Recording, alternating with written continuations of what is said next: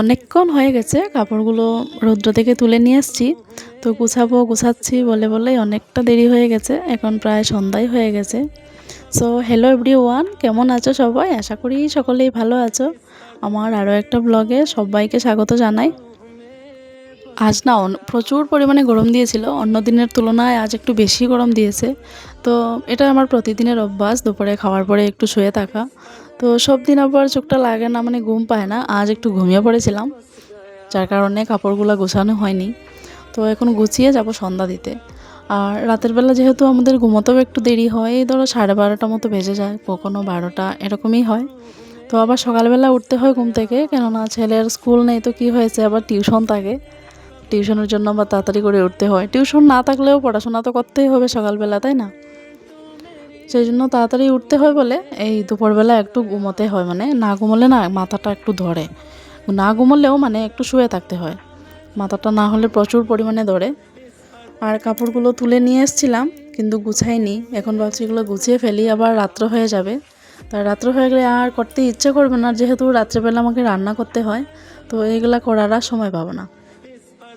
আর কিছুটা ভালো কাপড়ও আছে যেগুলো ওয়ার্ড্রোবে তুলে রাখবো, সেগুলো ওয়ার্ড্রোবে তুলে রাখবো আর বাকিটা আলনাতে গুছিয়ে রাখবো। তো গরমের সিজন তো গরম দেবেই, তাই না? কিন্তু এত পরিমাণে গরম দিচ্ছে আর সহ্য করা যাচ্ছে না। প্রচুর পরিমাণে রৌদ্র মানে কি বলবো, সকাল দিকে আর বিকাল দিকে একটু একটু মেঘলা মেঘলা ওয়েদার করে, আবার দুপুরবেলা না প্রচুর পরিমাণে রৌদ্র ওঠে। তো আমাদের রুমগুলোতে এই জানলা দিয়ে অনেক রৌদ্র ঢুকে বলে রুমগুলো অনেক গরম হয়ে যায়, সহ্য করা যায় না, রুমের ভিতরে থাকাটাই মানে মুশকিল হয়ে যায়। তো কি বলবো, মানে সব কিছু মানিয়ে গুছিয়ে নিতে হয় না, তাই না? তো আজ আমি সমস্তটা দিন কোনো ভিডিও শ্যুট করিনি, মানে গরমের জন্য। তো এখন বিকেলবেলা ভাবলাম এখনই করি। ঘুম থেকে উঠে এখন কাপড়গুলো তো ভাঁজ করে নিয়েছি, সব গুছিয়ে রেখে দিয়ে চুলটা আঁচড়ে নিলাম। এখন হাত পা ধুয়ে এসে যাব সন্ধ্যা দিতে। তো এখানে আমি দুটো প্রদীপ রেডি করেছি, একটা তুলসী তলায় দেব, একটা ঠাকুর ঘরে রাখবো। সন্ধ্যাটা দিয়ে যাব, আবার রান্না করতে হবে। ছেলেকে পড়তে বসাবো, একটু সময় ওকে দেখিয়ে দেবো আমি, কেননা বেশিক্ষণ ওকে দেখাতে পারি না, কেননা রাতে আমাকে রান্না করতে হয়। এই 1-1.5 ঘন্টা মতো আমি দেখিয়ে দেই, তারপরও নিজে নিজে পড়ে, মানে একটু পর এসে আমি দেখি কী করছে না করছে, কারণ বাচ্চা মানুষ তো একা একা তো ছাড়া যাবে না না পড়ার ক্ষেত্রে। তো সন্ধ্যা দেওয়া কমপ্লিট, চাটা বানানিও আমার কমপ্লিট হয়ে গেছে। এবার আমি রান্না বসিয়ে দিয়েছি। তো আজ মানে রবিবার ছিল, এটা রবিবারের একটা ভিডিও। তো রবিবারে যেহেতু আমাদের এখানে হাট বসে, তো মাছ নিয়ে এসেছিলো। এটা হলো কমলকাপ মাছ, তো আমি আজ সর্ষে দিয়ে বানাবো। কাল দুপুরবেলাও মাছ বানিয়েছিল, সেটা আলু দিয়ে ঝোল করেছিল।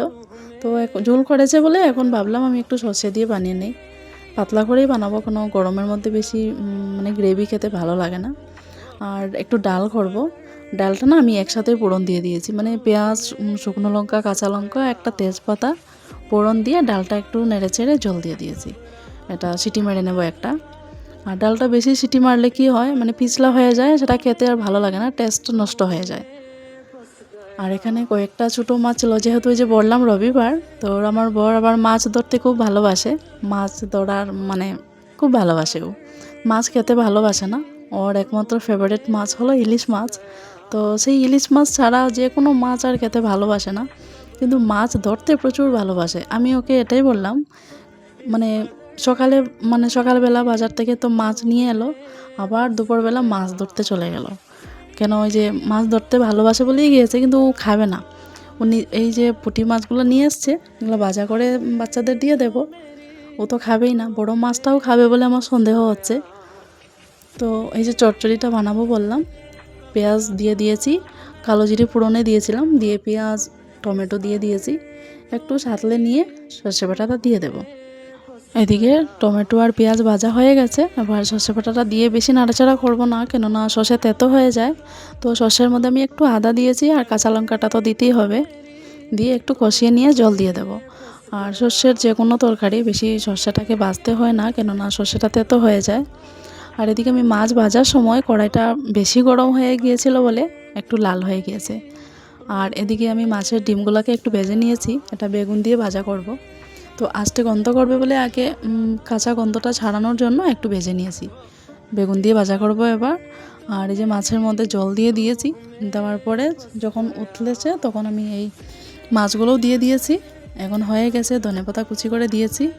একটু সর্ষের তেল দেবো, কেননা সর্ষে দিয়ে বাটা দিয়ে বানিয়েছি তো একটু সর্ষের তেল দিলে জাস্টটা ভালো হবে। তো স্ট্যান্ডিংটা আমি একটু রেখে দিলাম, রেখে এদিকে আমি রান্নাঘরটা পরিষ্কার করে নেব, গ্যাসটা ভালো করে মুছে নেব।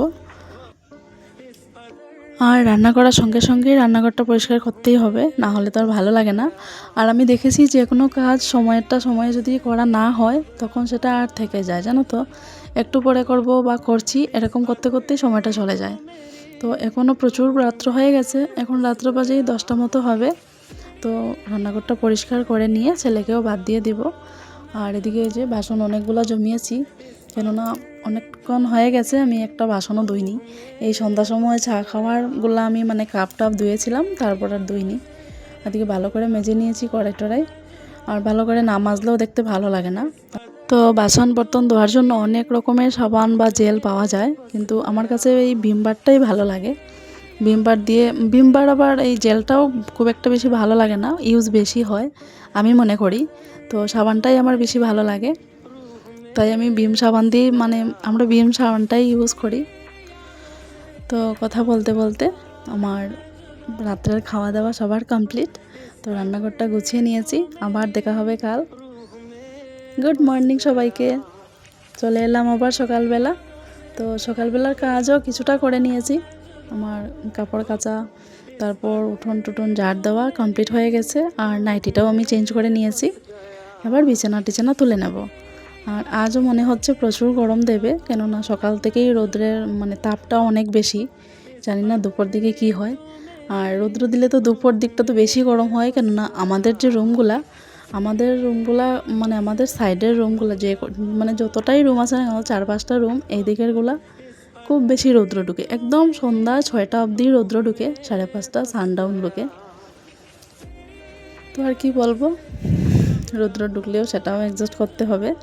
আর গরমের দিন তো গরম দেবেই, তাই না। তো আমার বিছানা গোছানো হয়ে গেছে কথা বলতে বলতে। আমার একটু টান টান করে বিছানা চাদরটা বিছালে দেখতে খুব বেশি ভাল লাগে। এবার আমি ঝাড় দিয়ে দেবো ভালো করে। আর আমার আজকের ভিডিওটা কেমন লেগেছে অবশ্যই জানিও কমেন্টে। ভালো লাগলে সাবস্ক্রাইব করো, সেটা করতেই হবে, অবশ্যই সাবস্ক্রাইব করো আর লাইক করো, কমেন্ট করো। আজকের মতো এটুকুই, দেখা হবে আরও একটা নতুন ভিডিওতে। আজকের মতো বাই বাই।